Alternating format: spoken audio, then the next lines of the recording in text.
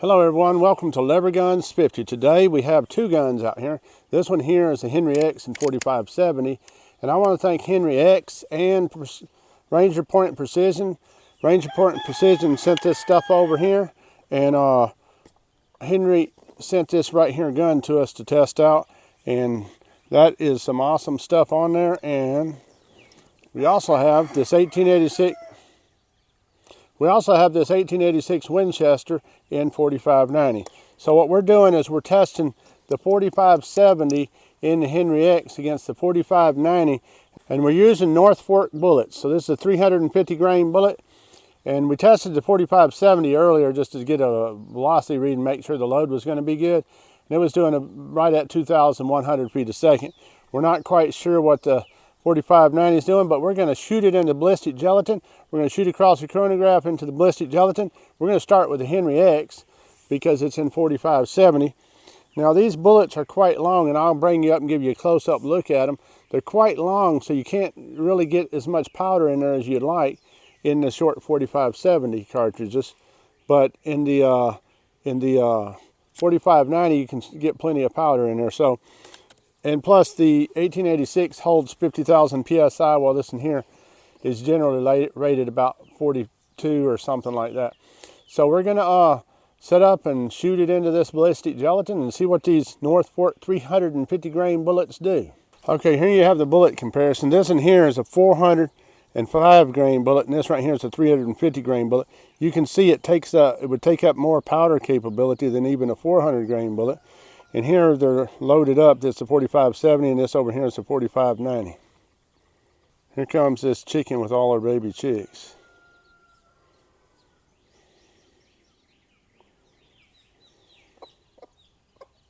The 4570 loaded up.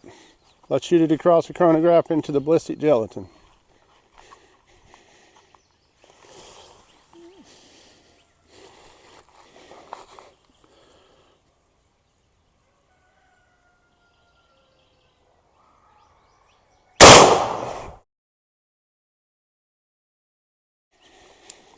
Let's check it out and see what it did.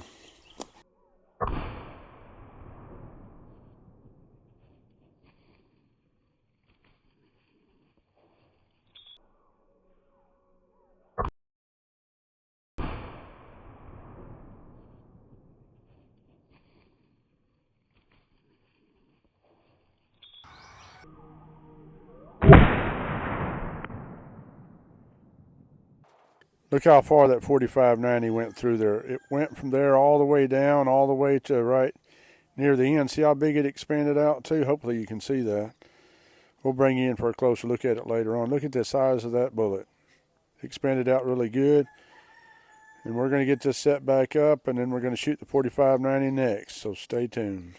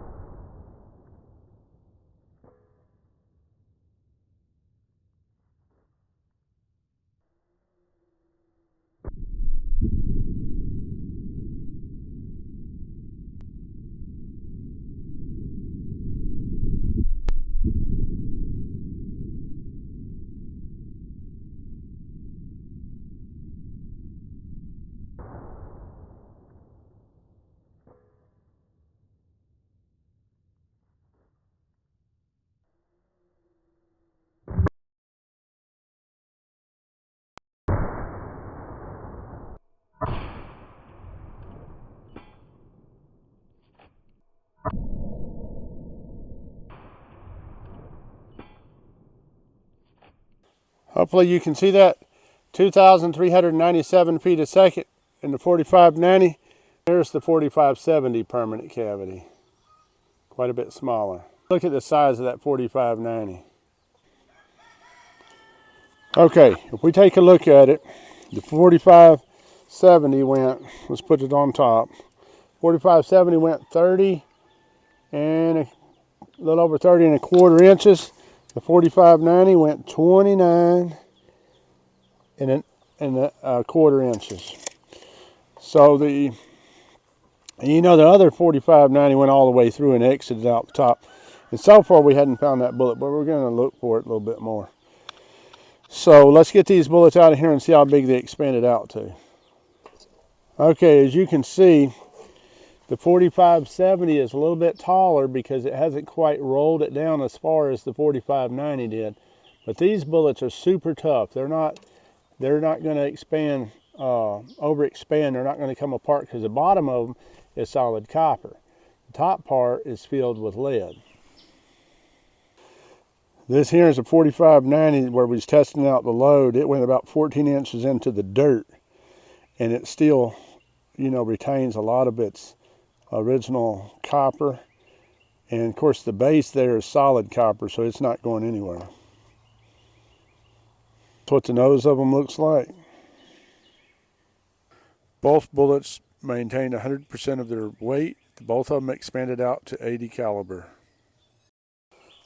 I would like to give a special thanks to Ballistic Gelatin for also sending the ballistic gelatin out, Frank Walker and Henry, and Ranger Point Precision.